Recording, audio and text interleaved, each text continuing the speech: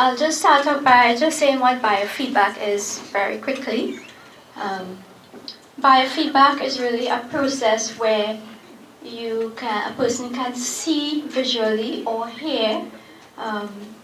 You see some physiological process of yours on a screen before you. It could be your blood pressure, it could be your heart rate, it could be your brain waves, your skin. It's like a lie detector where you see all these parameters changing, and in some cases in the lie detector, the person actually tries to change it by becoming in a calm state. So biofeedback, just seeing and trying and using certain tools to change your physiological parameters, right? In this talk, the one I'm going to focus on is something called heart rate variability. I'm finding like I'm not seeing you because I'm so short behind the podium. So our heart rate variability is it's one of the parameters which is most sensitive to our emotional state. So very quickly I'll say what it is. Let me see. If you look at this pointer thing, you told me. Okay, yeah. So this is your heart rate here, right? This is an ECG which we see all the time. But if you notice, you'll see that the space between each beat is not exactly equal for all, and that's quite normal. And that space varies, so we call it a heart rate variability. That's all it is. So this is where the biofeedback part of it comes in. When we, depending on our emotional state or what we're experiencing in the moment, our heart rate variability actually looks different. It's like the Morse code of the heart. So this kind of jagged pattern that you see is that same heart rate variability when we are in an anxious state or when we are impatient or angry or frustrated. And then if you decide, okay, let me remember something that I really care about or something that I appreciate, in a matter of moments, in real time, and biofeedback, you can see how your heart pattern actually changes. And in my practice, I often do this, just show, especially with police officers when they come for an evaluation, show them how easily we can change our heart rhythms just by certain tools which I will show you.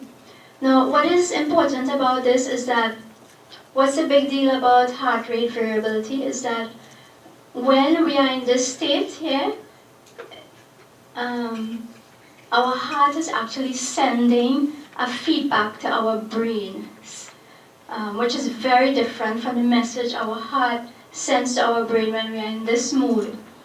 In this mood,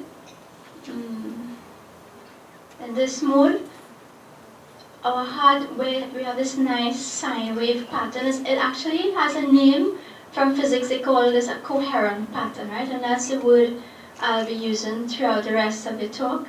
So in this coherent pattern, our heart is telling our brain, your heart is speaking to the brain saying that you will facilitate frontal cortical activity. What that means is you will have more clarity of thought, you can focus more clearly, you can be more attentive, more alert, it's like you have a clear mind. Actually, this is, when you are in this state, it's called, you've heard of being in the zone. When you're in the zone, this is what your heart rhythm will look like. And when you are not, this pattern is called incoherent. The coherent is a physics term. It's not related to speech as we accustom the word being used.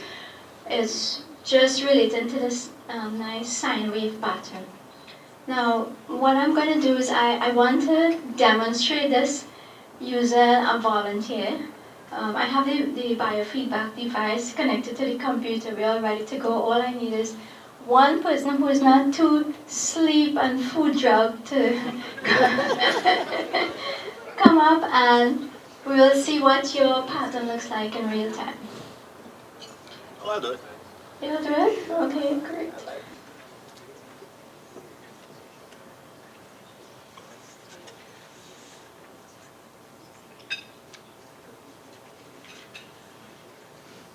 Okay, so what I did is I just attached, we have to switch, I just attached it, so Jeffrey, don't go into too relaxed a mode as yet. I want you to stay awake, alert, and ready to go. Don't go into mindfulness as yet, because I know that's your talk. I want you to be as unmindful as possible. Right. So when I click start, Jeffrey, you actually have to turn so you can see the screen as well, yeah.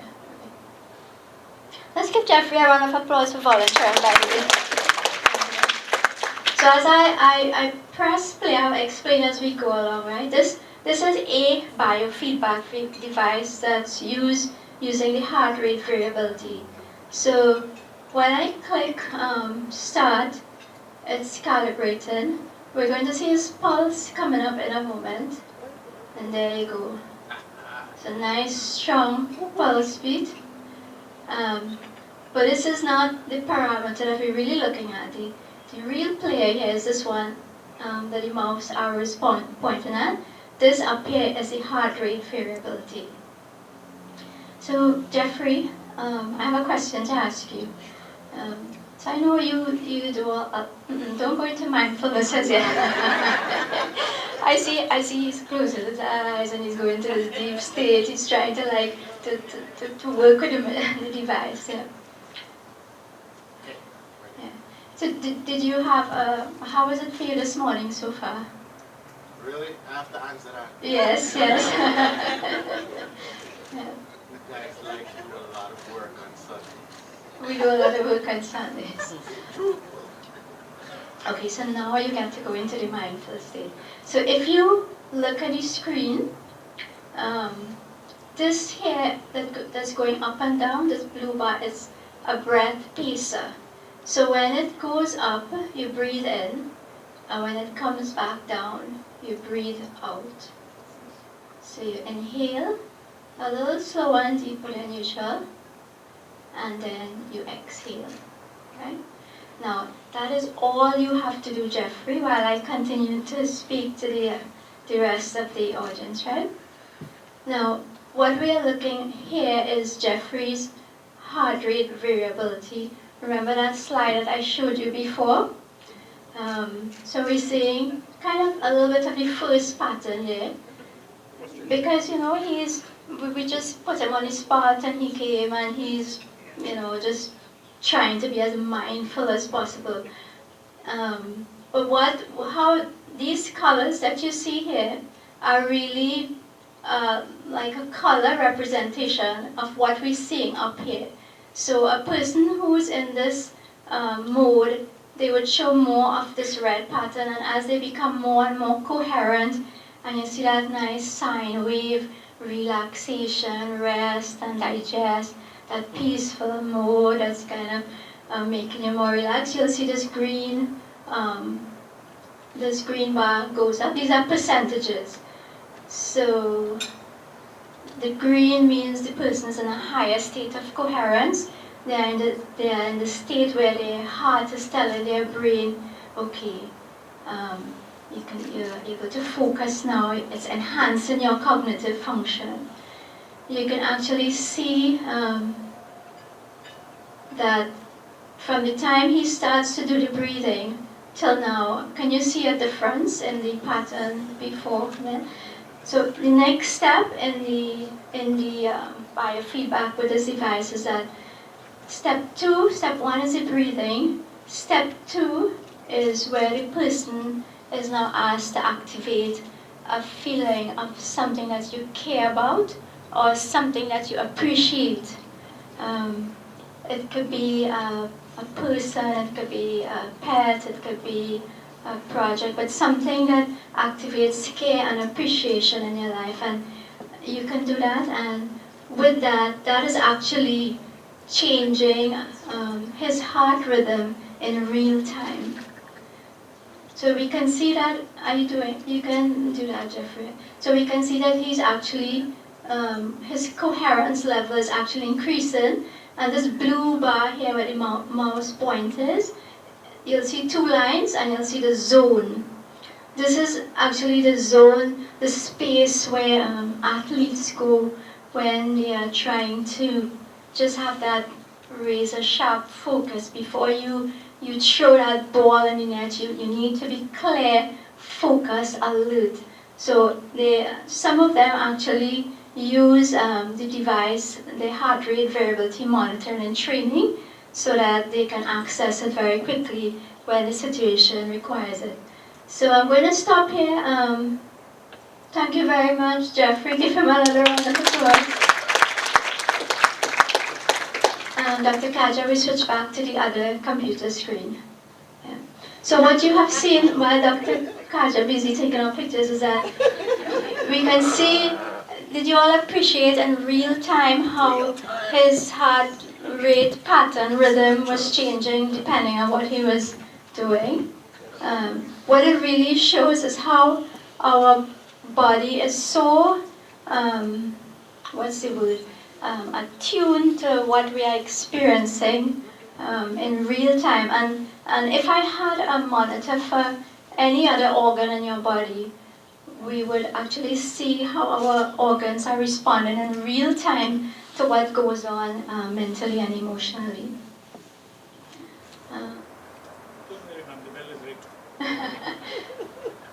So what's so great about this coherent stage, right? It comes with a whole range of physical, mental benefits. There have actually been over 250 scientific studies just showing the value of this. Now, I don't want to spend too much time on that. I have a couple more slides. This is just showing this. We always think of the brain talking to the heart, but this is the heart actually talking back to the brain via the thalamus, sending messages to the thalamus, to the cortex, to the thinking brain, involved in our decision-making process. Is it like, have you ever felt like you were so angry, you were in this incoherent state that you couldn't think clearly, you couldn't make a decision, you didn't know what to do in the moment? So that's, in that moment, there's cortical inhibition going on from your heart to your brain, you can't think. Then you're in this nice, peaceful, I shouldn't say peaceful, but this coherent state, because it's not only relaxation, it's revitalizing. And then the ideas just start to flow, your creativity just, you don't know where the stuff is coming from, and that's what's happening. You are in the zone. So we did that. Coherence, you can think of it as a state in where all our body organs are you reset it back to the factory settings. They are functioning at their optimal. Another way of thinking about it is like, if you have each one of these oars here is like a different organ, can you imagine if these rowers, I don't know what you call them, were all rowing out of sync, how much more energy expenditure will happen? So it's the same thing when we are in that first incoherent state that's going on with our body. We are using and we're expending way more energy than we have. That's why at the end of some days you're tired, your energy is drained, and then some other days, at the end of the day, you're feeling so bright and chirpy and alert. Could be you were more in a state of heart coherence on that day. So already, coherence. Improve family and social harmony. What happens when you are focused on your heart and your breathing and you get into that coherent state? It gives you like it presses the pause button. So if somebody sends you that angry email, before you click on send, you could like just pause, you breathe in your heart, and you get into a more coherent space, and then you save it in your draft, and then you review the next day, and then you'll do something else with it. So in that way, there's more harmony. And it's the same thing in conversations with someone. I actually use this a lot with clients. We don't need a device to do it. I will just say, well, we're trying to figure out something, so I'll just ask them, well, just breathe, focus on your heart and breathe, and then the quality of the responses you will notice is very different than when they were thinking and they were up in the mental chatter. The responses when they're focused on their heart, the words are very succinct, they are few, and you get to the point.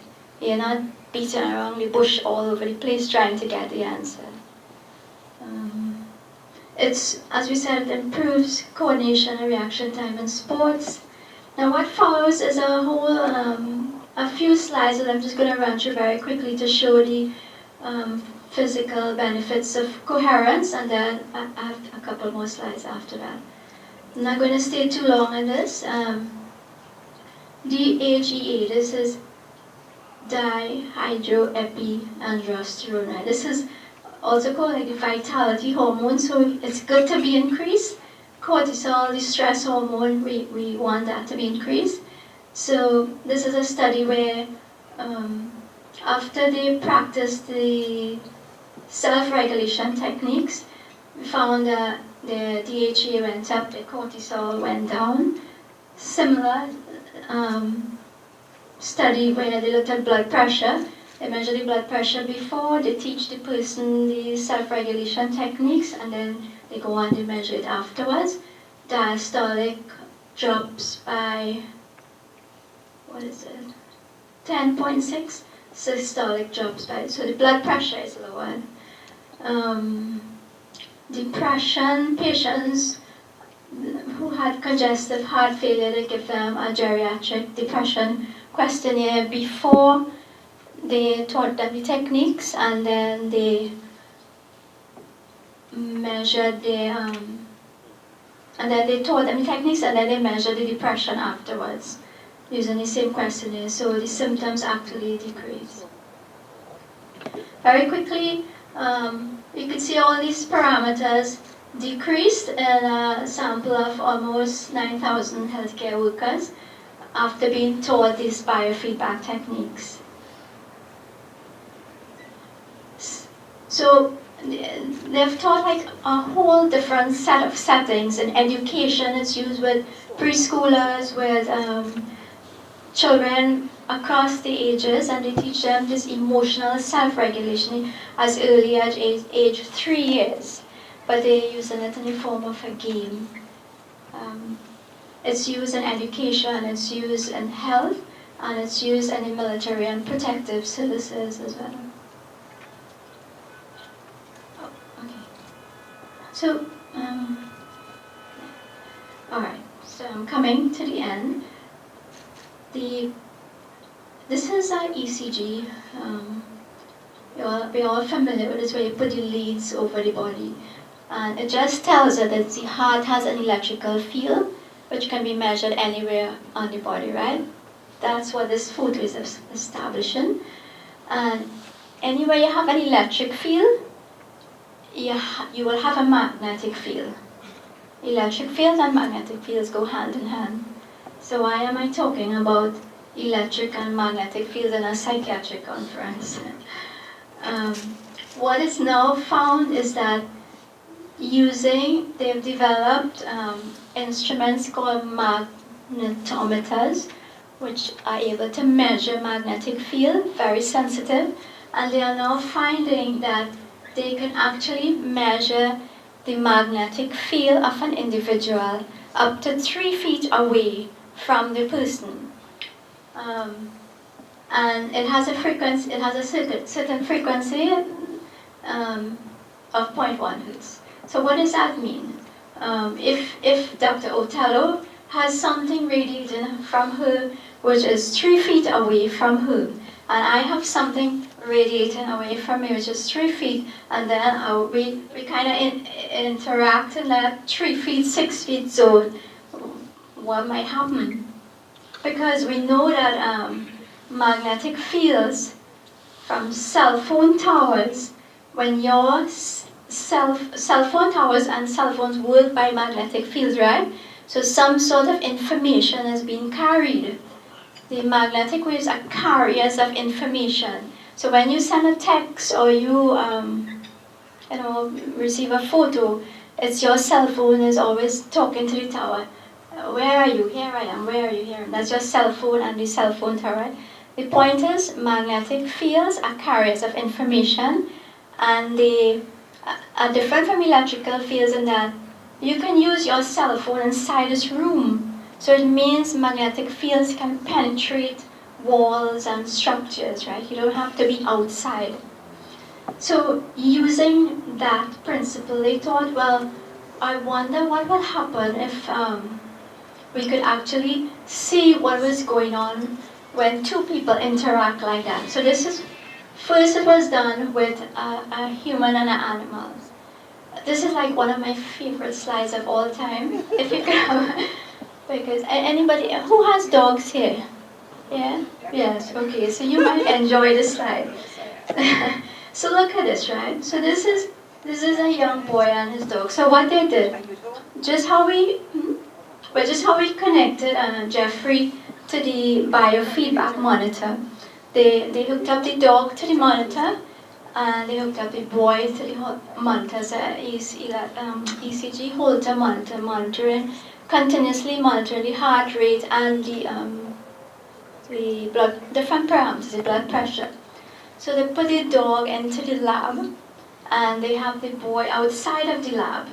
Now this is his dog. You could see he's an old dog, so they really have a connection, I presume.